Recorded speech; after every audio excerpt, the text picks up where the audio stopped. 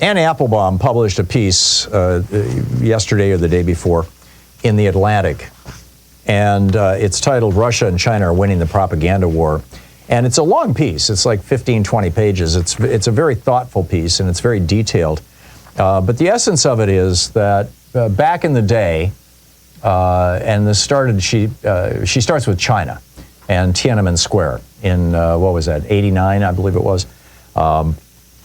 Whatever the year was, yeah, June 4th, 1989. I was in China the year before. In fact, I was in Beijing. I walked across Tiananmen Square the year before this happened. And I was studying acupuncture at the International Acupuncture Teaching Hospital there. And spent a month in Beijing. And there's this, when the Chinese communists decided that they were not going to allow any more protests, that's it.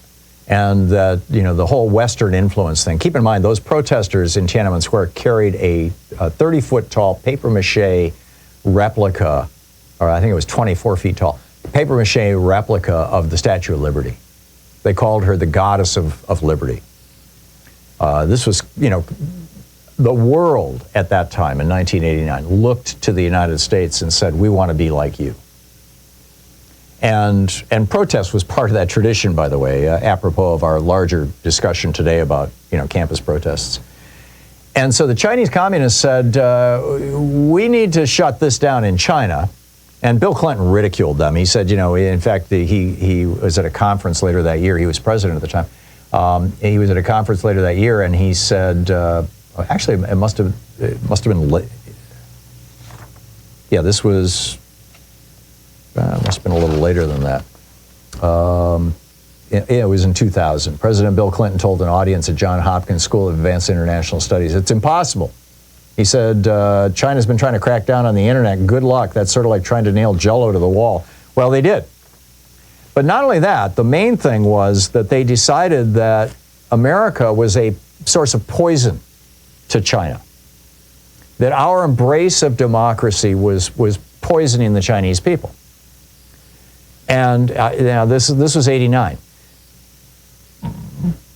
We saw something very similar happen in Russia around 2002, 2003, maybe actually even in maybe the late 90s when Putin took over, where he was looking at the West saying, you know, we've got too many people in Russia who want to have an American-style democracy here in Russia.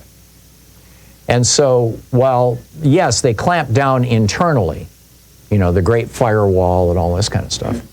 The main effort that both these countries undertook was to destroy democracy in the United States and across Europe.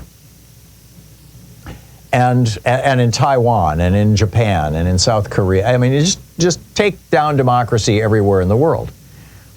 Because their sales pitch is democracy is a terrible form of government. You know, it's chaotic, it's unpredictable, it's you know, et cetera. And so they began this propaganda campaign that is now being echoed by Republican elected politicians, by the Republican base. We don't need no stinking democracy.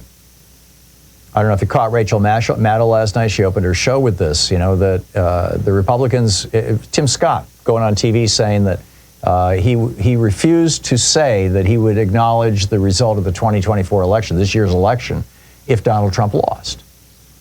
Well, if we're not going to decide who rules us or who runs our country or who represents us, to be more literally correct, then how do we decide who's in charge? Well, according to the Republicans, it's us. We're in charge. We decide who's in charge, which is exactly how the Russians and the Chinese do it. And Anne Applebaum, in exhaustive detail, I recommend you read this piece.